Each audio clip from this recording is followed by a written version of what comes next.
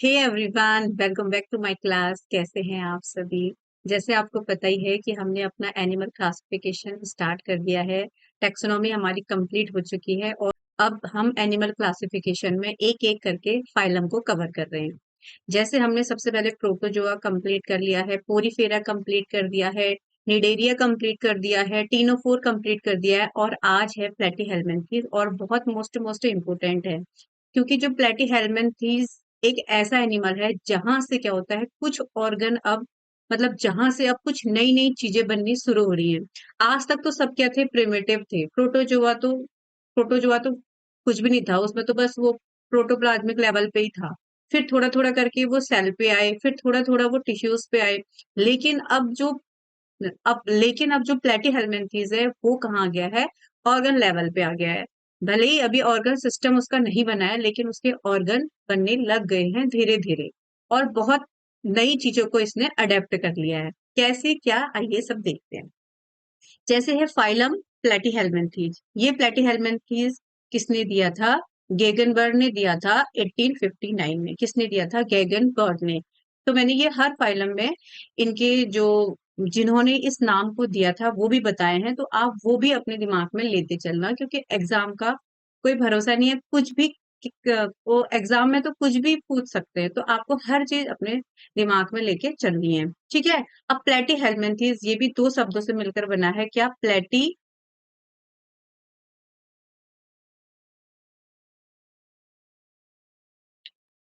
अब प्लेटी हेलमिंथीज भी दो शब्द से मिलकर बना है, प्लेटी और हेलमिंथीज। अब प्लेटी शब्द का मतलब क्या हो गया? फ्लैट।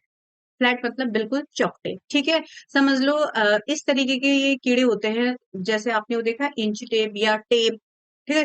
टेप कितना फ्लैट होता है, तो ये जस्ट उस लाइक होते हैं। फ्लैटी माने फ्लैट और हेलमिंथीज मतलब वर्म। यानी इनको क्या कहते हैं? फैट वर्म्स कहते हैं। बहुत ही पतले होते हैं इस तरीके से। मान लो अगर हमने ये कोई फ्लैट देख लिया, अगर हम इसका क्रॉस सेक्शन करेंगे तो हमें इस तरीके से ये मतलब इस तरीके से दिखेगा, फ्लैट बिल्कुल। मान लो कोई कीड़ा है, उसको जब हम पिचका देते हैं, जैसे हम कभी चल रहे होते हैं तो हमसे किसी वजह से अगर वो कीड़ा पिचक गया तो कैसा हो जाता है? बिल्कुल फ्लैट हो जाता है ना। तो वही समझो, बहुत ये प्लेटफॉर्म्स होते हैं। अब इनके कुछ कैरेक्टर्स देख लेते हैं। They are they have dorsoventrally flattened body, hence called flatworms. मैंने क्या कहा था अभी? ये इस तरीके से फ्लैट होते हैं। ये देखो, ये दिख रहा है ना लीव लाइक स्ट्रक्चर। ये जैसे एक पत्ता नहीं होता, उतना पतला ये होता है। इसके कुछ एग्जाम्पल्स हैं, ये टैप वॉर्म, लेवनपोक, ये सब हम आगे चलकर पढ़ेंगे। ये बहुत ही बिल्कुल एक लीव लाइक स्ट्रक्चर होता है, बहुत ही पतला होता है। और डोर्सो वेंट्रली क्यों कहा गया है? ऊपर साइड से भी और ऐसे भी हमें बिल्कुल पिचका हुआ दिखेगा। तो डोर्सल डोर्सल मतलब ऊपर, वेंट्रल मतलब नीचे। तो ये डोर्सो वेंट्रिकली क्या होते हैं? बिल्कुल फ्लैट होते हैं। अब ये रहते कहाँ हैं? अब रहने का क्या है इनका? अब जैसे अभी तक जो हमने टीनोफोरा पढ़े थे ना, वो तो सारे क्या थे? एक्वेटिक थे, वो सब पानी में रह रहे थे। लेकिन जैसे हम प्लेटीहेल्मिन्थीज में आए, तो जब हम अभी क्लास पढ़ेंगे तो उसमें हमारी तीन क्लास होती है। ठीक है। तो उन तीन क्लास में जो पहली क्लास है वो भी अभी एक्वेटिक ही है। ठीक है। उसके बाद जो दो क्लास आती है वहां से उनका थोड़ा सा अडेप्टेशन हुआ, लेकिन जो फर्स्ट क्लास है उसकी वो एक्वेटिक ही है। तो हम कह सकते हैं कि प्लेटीहेल्मिन्थीज कुछ एक्वेटिक भी होते हैं और कुछ क्या होते हैं? पैरासाइट ही होते हैं। पैरासाइट मतलब क्या होता है कि जो किसी दूसरे होस्ट में या दूसरे के शरीर में रहकर अपना पूरा जीवन वही निकाल लेते हैं और उसका न्यूट्रिशन या जो भी लेना है वो वहीं से लेते हैं। तो वो होते हैं पैरासाइट। अब इन्होंने पानी से आके, अब वो पानी से बाहर आके भी इन्होंने कोई अच्छा काम नहीं करा है। ठीक है। वहां भी वो किसी को खून चूस ही रहे हैं, उसका बाहर आके भी किसी को नुकसान ही पहुंचा रहे हैं। तो इतना याद रखना कि प्लेटीहेल्मिन्थीज में भी जो उसकी फर्स्ट क्लास होती है वो अभी एक्वेटिक में ही है। ठीक है, वो एक्वेटिक ही होती है। जैसे प्लूनेरिया अभी हम पढ़ेंगे, फिर धीरे धीरे जब टैपवॉर्म आए या लीवर फ्लूक आए, ये सब क्या हो गए? एंडोपैरासाइट। ये मतलब ये किसी भी होस्ट के अंदर ये चले गए और बस फिर वही रहते हैं, उन्हीं से अपना खाना पीना बनाते हैं। वो बाहर आके भी इन्होंने कोई बहुत अच्छे काम नहीं करे, बाहर आके भी इन्होंने दूसरे को परेशानी किया है। ठीक है। मतलब बाहर आके भी ये एंडोपैरासाइट ही बने। ठीक है। अब देखो मैंने क्या कहा था, they are mostly endoparasite found in animals as well as humans. किसी भी एनिमल्स में रह सकते हैं और ह्यूमंस में भी रह सकते हैं। सब flatworm are free living aquatic. जैसे मैंने अभी बताया था कि जैसे टीनोफोर से हम प्लेटीहेल्मिन्थीज में पहुंचे तो जो उसकी फर्स्ट क्लास है जिसमें इसका एग्जाम्पल होता है प्लूनेरिया, तो वो प्लूनेरिया क्या है, एक्वेटिक है। उसके बाद टैपवॉर्म आए, लीवन हुक, उसके बाद लीवर हुक्स आए, ये जो भी है ये सब क्या होता है फिर एंडोपैरासाइट, लेकिन जो प्लूनेरिया होता है वो क्या होता है, एक्वेटिक होता है। इसलिए लिखा है कि सम फ्लैटवॉर्म्स आर फ्री लिविंग, यानी वो एक्वेटिक होते हैं। स्टडी ऑफ वॉर्म्स मतलब इन वॉर्म्स की जो जो ये जो वर्म्स होते हैं उनकी स्टडी को क्या कहते हैं, जो ये जो पैरासाइट इन्फेक्शन कॉज करते हैं ह्यूमन में उसको कहते हैं हेलमिन्थोलॉजी। क्या कहते हैं, हेलमिन्थोलॉजी। मैंने बताया था ना अभी, हेलमिन्थीज को क्या कहते हैं, वर्म्स कहते हैं। और अगर हम उन वर्म्स की स्टडी करेंगे तो उसको कहेंगे हेलमिन्थोलॉजी। ठीक है।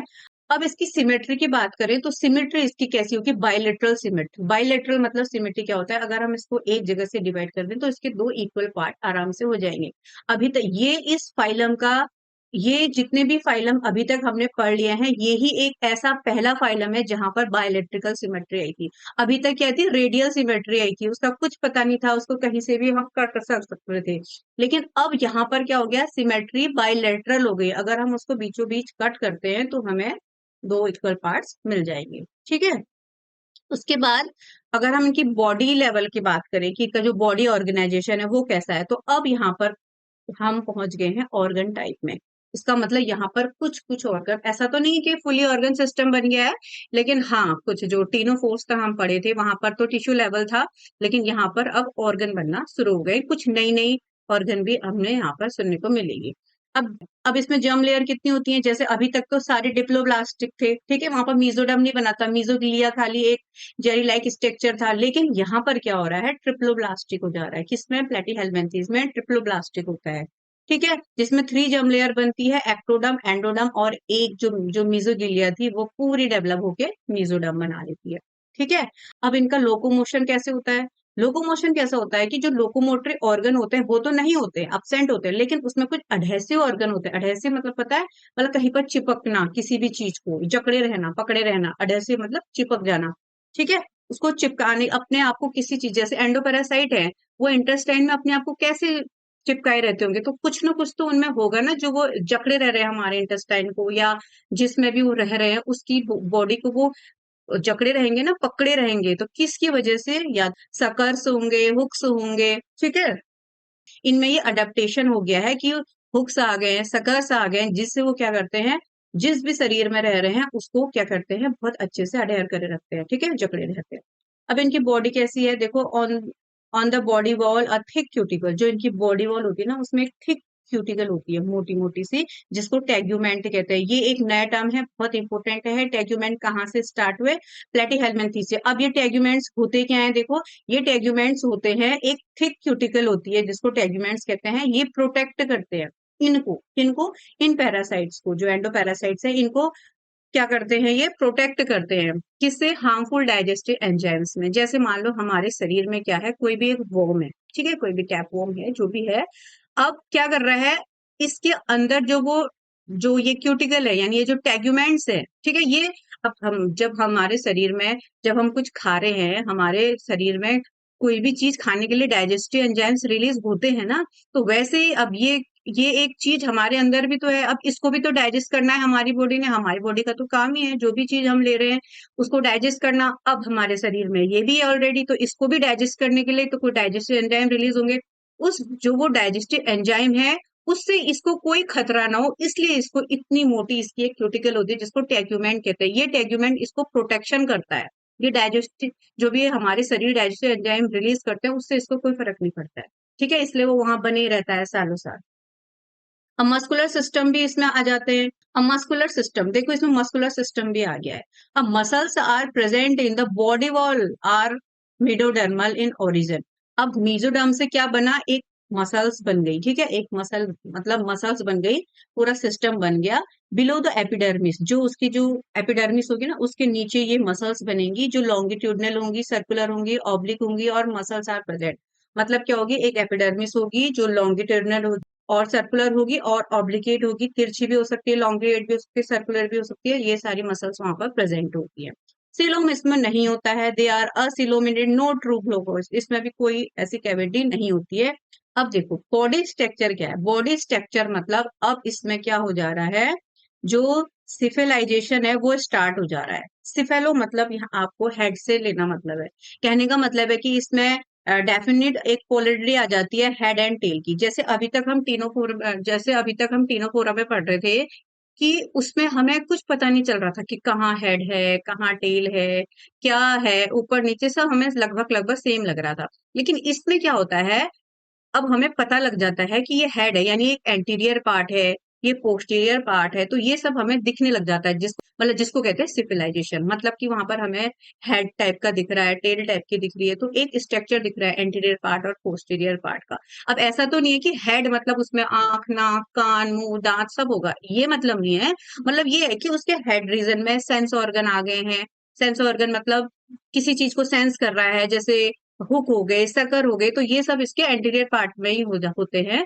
तो इस तरीके से हम कह सकते हैं कि इसमें अब हम हेड और टेल को या पोस्टीरियर एंटीरियर पार्ट को बता सकते हैं। ठीक है। हाँ, in between various organ a loose mesodermal tissue called mesenchyme और पेरेन्काइमा इज प्रेजेंट। अब जितने भी यहाँ पर क्या होंगे, ये जो वो जो मसल सेल्स थी उसमें भी और छोटे छोटे ऑर्गन्स होंगे जो क्या होंगे, मेसोडर्म से ही बने होंगे। ये सब चीजें अब मेसोडर्म आ गई है ना, तो इसलिए मेसोडर्म से नए नए ऑर्गन बन रहे हैं। इसको मेसेनकाइम और पेरेन्काइमा, ये आपने प्लांट में भी पढ़े होंगे, तो ये सेल्स प्रेजेंट होती है। और डाइजेशन में क्या होता है, इनका जो डाइजेस्टिव सिस्टम होता है वो भी क्या होता है, अभी इनकम्प्लीट ही होता है। ये थोड़े पहले वाले से एडवांस तो हो गए हैं, लेकिन कंप्लीटली नहीं हुए ना, थोड़े थोड़े से हुए। कुछ ऑर्गन डेवलप हो गए हैं, कुछ नई चीजें बन गई हैं, कुछ नया एडेप्टेशन आ गया इनमें। लेकिन कुछ तो वही है, उसमें भी डाइजेशन नहीं होता, इसमें भी नहीं होता। इसमें भी ब्लाइंड सेट बन रहा है। ब्लाइंड सेट मतलब वही एक माउथ है, वहीं से वो माउथ का काम भी कर रहा है और वहीं से एनस का काम भी कर रहा है। ठीक है। They absorb nutrient. अब ये क्या करते हैं, जितना भी पोषण जो भी होता है वो directly by attaching themselves to the host body surface, बस वो होस्ट की बॉडी से ले लेता है, जितना भी न्यूट्रिशन उसने लेता है वहीं से वो एब्जॉर्ब करता है, जितना खाना पीना उसने लेना होता है। अब इसमें जो स्केलेटन सिस्टम है, रेस्पिरेटरी सिस्टम है, सर्कुलर सिस्टम है, वो नहीं होता है, वो अभी भी अपसेंट है। इसमें कोई स्केलेटन नहीं होता है, कोई रेस्पिरेशन नहीं होता है, क्योंकि रेस्पिरेशन ये किससे कर लेता है, अपनी जो बॉडी सरफेस से ही कर लेता है, डिफ्यूजन के थ्रू ही कर लेता है। और सर्कुलेटरी सिस्टम भी यहाँ पर नहीं होता है। ठीक है। अब है anaerobic respiration takes place in the case of intestine parasite. और जो पैरासाइट्स होते हैं वो कैसे करेंगे, जैसे पानी वाले तो ठीक है, गैस से एक्सचेंज कर लेंगे सरफेस से ही, लेकिन जो हमारे शरीर में रह रहे हैं वो एनारोबिक रेस्पिरेशन कर लेंगे। ठीक है। अब और एक्सक्रेशन, अब देखना यहाँ पर जो एक नया टर्म है एक्सक्रेशन। अभी तक क्या हो रहा था, जो अभी तक तीनों फोर्स तक हम पढ़े थे, तो वहां पर एक्सक्रेशन का कोई ऑर्गन या कुछ इस तरीके की हमें किसी भी चीज के बारे में पता नहीं था। लेकिन यहाँ पर एक्सक्रेशन में कुछ नई सेल्स, नया ऑर्गन बन रहा है। देखो कैसे। Excretion takes place through specialised cell called flame cell. ये इंपोर्टेंट है, फ्लेम सेल के बारे में एग्जाम में पूछते हैं। फ्लेम सेल को ही सोलेनोसाइट्स भी कहते हैं, या इनको प्रोटोनेफ्रिडिया भी कहते हैं। अब जब हम एनिलिडा पढ़ेंगे ना, तो वहां पर हम नेफ्रिडिया पढ़ेंगे। तो ये नेफ्रिडिया का ही प्रिमिटिव स्टेज है, जिसको कहते हैं प्रोनेफ्रिडिया। यही होती है फ्लेम सेल। फ्लेम सेल क्या होती है, ये जो स्ट्रक्चर होता है ना इस तरीके से होता है, और यहाँ पर बहुत सारे सीलिया होते हैं, जो ये सीलिया बार बार इस तरीके से हिलते रहते हैं। जब आग जलती है तो क्या करती है, वो इस तरीके से दहकती है ना, ऐसे ऐसे से हिलते हुए दिखती है। फ्लेम जो होती है देखी होगी, वो कैसे कैसे ऐसे ऐसे हिलती रहती है। तो ये जो सीलिया होते हैं वो भी इस तरीके से हिलते रहते हैं यहाँ पर, तो उसीलिए इनको, इसी वजह से इनको फ्लेम की तरह दिख रहा है करके फ्लेम सेल्स कहते हैं। ठीक है। ये क्या करती है, एक तो एक्सक्रेशन में हेल्प करती है, दूसरा ऑस्मो रेगुलेशन में भी करती है। मतलब जितने भी उनके शरीर में वाटर है, आयंस है, फ्लूइड बैलेंसिंग का ये काम करती है। और एक्सक्रेशन मतलब जो उसका वेस्ट है, नाइट्रोजनस बेस है, वो बाहर निकालना। और ऑस्मो रेगुलेशन मतलब जो उतना भी फ्लूइड है, वाटर आयंस, इनका क्या होता है, बैलेंसिंग करने को ऑस्मो रेगुलेशन करते हैं। तो दो काम क्या करते हैं इनका, ये फ्लेम सेल्स करती हैं। ठीक है। अब नर्वस सिस्टम की बात करें, तो नर्वस सिस्टम क्या होती है, लैडर लाइक। ठीक है। जो नर्वस सिस्टम होता है इसमें, अब नर्वस सिस्टम क्या हो रहा है, इसमें डेवलप हो रहा है। अभी तक कुछ नहीं था, अब उलट था, एक नेटवर्क बना दे रहा था, कुछ रोल नहीं था। लेकिन यहाँ पर ऐसा नहीं है। यहाँ पर क्या है, nervous system is a ladder like consisting of a nerve rings and longitudinal nerve course. ये कैसा है, इस अब समझो। जैसे ये एक प्लुनेरिया है, ठीक है, ये क्या है, एक प्लेटिहेल्मिन्थीज है। अब ये क्या है, ये आपको ऐसा लग रहा होगा कि ये हेड रीजन है, ये आई है, ये माउथ है, ऐसा कुछ नहीं है। ये आई स्पॉट होते हैं, ये अभी मैं आगे चल के आपको बताऊंगी। ये आई आई स्पॉट्स होते हैं, यहाँ पर हुक्स होते हैं, सकर्स होते हैं, इस तरीके से होता है। ये कोई ऐसा नहीं है, बस इसको इसका एक हेड रीजन इसलिए कह दिया है क्योंकि यहाँ पर इसके सकर्स होते हैं, कुछ सेंसेस को सेंस कर पाते हैं, तो इसलिए इसको एंटीरियर पार्ट कह दिया है। ये हेड है एक्चुअली थोड़ा सा। और इसमें क्या हो गया, यहाँ पर क्या होते हैं अब, यहाँ पर न्यूरॉन्स आ गए, देखो ग्रुप ऑफ न्यूरॉन जिसको गैंग्लियन कहते हैं हम। तो हमने पढ़ा था ना जब न्यूरॉन का स्ट्रक्चर, तो सेल बॉडी, एक्सॉन, ये डेंड्राइट्स निकले रहते हैं। ये क्या हो गया, ये सेल बॉडी हो गई, डेंड्राइट्स हो गया, ये एक्सॉन हो गया, हमने पढ़ा था हमारी केस में। तो वैसे ही ग्रुप ऑफ न्यूरॉन्स को क्या कहेंगे हम, गैंग्लियन। गैंग्लियन शब्द जहां पर आएगा वहां पर लगभग हम ब्रेन कह सकते हैं। अब यहाँ पर धीरे धीरे ब्रेन का डेवलपमेंट हो रहा है, ठीक है, अभी तक तो कुछ नहीं हुआ था, लेकिन अब यहाँ पर हम कह सकते हैं कि सो कॉल्ड ब्रेन है ये, ठीक है। अब यहाँ पर क्या हो गया, ये पूरा गैंग्लियन हो गए, तो गैंग्लियन ये पूरी सेल बॉडी होगी, और यहाँ से ये क्या निकली है अब, एक्सॉन, जिसको हम नर्व कॉर्ड कहते हैं। तो ये दो नर्व कॉर्ड निकली रहती है इस तरीके से। अब इन नर्व कॉर्ड्स में भी यहाँ पर भी गैंग्लियन प्रेजेंट है, ये देखो इस तरीके से दिख रहा है। और ये नर्व कॉर्ड है और ये एक्सॉन है, फिर इसको क्या कहेंगे हम, नर्व कॉर्ड, इस तरीके से। तो ये क्या दिख रहा है आपको, एक लैडर लाइक दिख रहा है। लैडर मतलब क्या होता है, सीढ़ी, ठीक है, ये सीढ़ी हो गई। तो ये जो लैडर लाइक नर्वस सिस्टम है, ये किस में मिलता है हमें, प्लेटीहेल्मिन्थेस में, ठीक है। ये क्वेश्चन आता है, बहुत इंपॉर्टेंट है कि लैडर लाइक नर्वस सिस्टम कौन से फाइलम में आता है, तो ये होता है प्लेटीहेल्मिन्थेस में।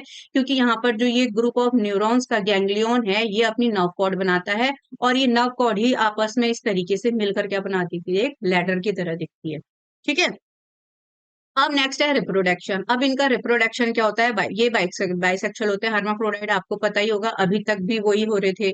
अब reproduction sexually complex and well developed, लेकिन रिप्रोडक्शन इसमें क्या मिलेगा, बहुत अच्छा वेल डेवलप्ड मिलेगा, फ्यूजन हो जाएगा। देखो इसमें असेक्सुअल रिप्रोडक्शन भी होता है, सेक्सुअल रिप्रोडक्शन भी होता है, ठीक है, क्योंकि ये हर्माफ्रोडाइट है, यानी इसमें मेल भी होगा और फीमेल दोनों के कैरेक्टर होंगे। तो जैसे इसमें असेक्सुअल कैसे होगा, देखो जैसे ये कोई प्लूमेरिया है, जैसे ये कोई प्लूनेरिया है इस तरीके से, ठीक है।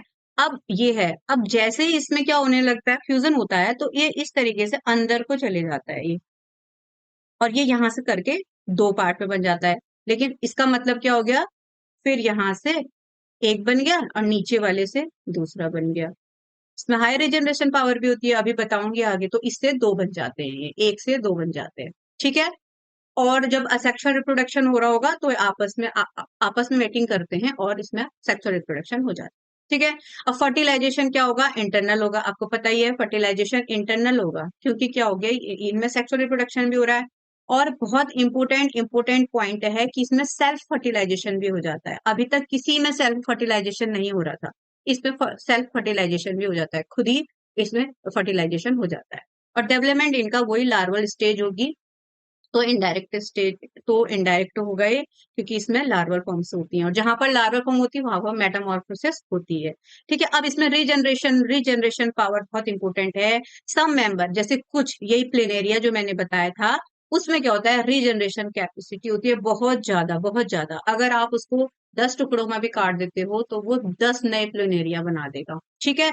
और और अगर क्या हो गया, मान लो ये कोई प्लूनेरिया है, ठीक है, ये कोई प्लूनेरिया है, और हमने इसको यहाँ से इस तरीके से कट कर दिया है, तो इतने मतलब इसमें इतनी रिजनरेशन पावर होती है, ये क्या कर देता है, यहाँ से भी एक नया बना देगा, यहाँ से भी, यहाँ से भी। इसका मतलब क्या होगा, इस तरीके से एक, इस तरीके से एक, इस तरीके से एक, यानी ये 3 सर वाला प्लेनेरिया बना देता है। इसमें इतनी रिजनरेशन पावर होती है, हालांकि ये ज्यादा देर तक सरवाइव नहीं करते, लेकिन रिजनरेशन होने की वजह से ये बना सकते हैं, इसमें इतनी कैपेबिलिटी है, ठीक है।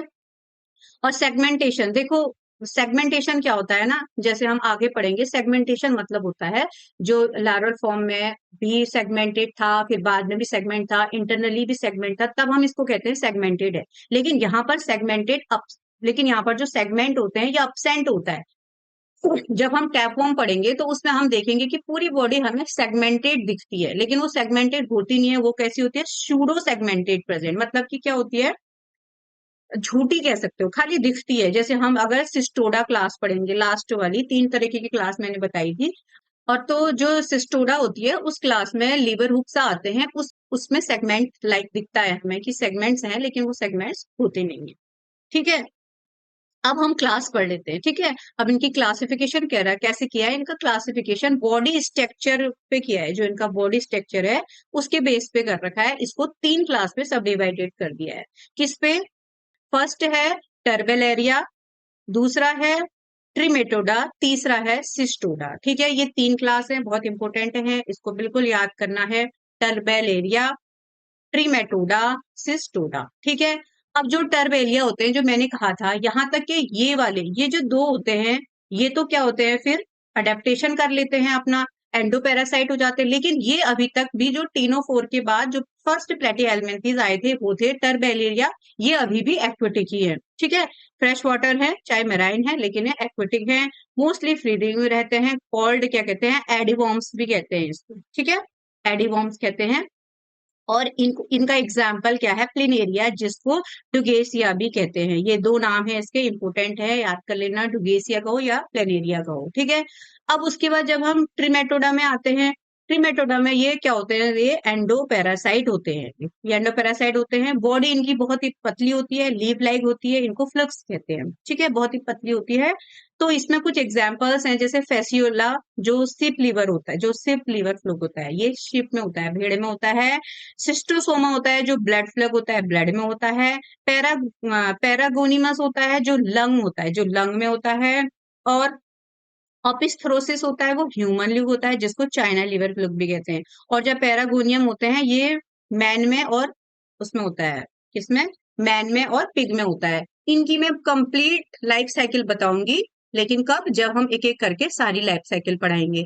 अभी लाइफ साइकिल हम यहाँ पढ़ नहीं रहे हैं, लेकिन जितनी भी हमारे सिलेबस में लाइफ साइकिल है, तो लाइफ साइकिल का एक अलग ही टॉपिक होगा। और सारी जितनी भी पोरीफेरा से लेकर लास्ट कोर्डेटा तक जितनी भी हमारी लाइफ साइकिल है, उसमें हम एक एक करके सारी करेंगे, प्लूमेरिया के करेंगे, इसकी टैपवर्म जितने भी हैं, ये सब करेंगे, ठीक है। अभी मैं थोड़ा सा एग्जांपल दे देती हूँ, प्लिनेरिया कैसा होता है। देखो, ये होता है प्लिनेरिया, ठीक है। प्लिनेरिया ये हम देख रहे हैं, ये हेड रीजन है, ये टेल रीजन है, इस तरीके से, लेकिन ऐसा कुछ है नहीं।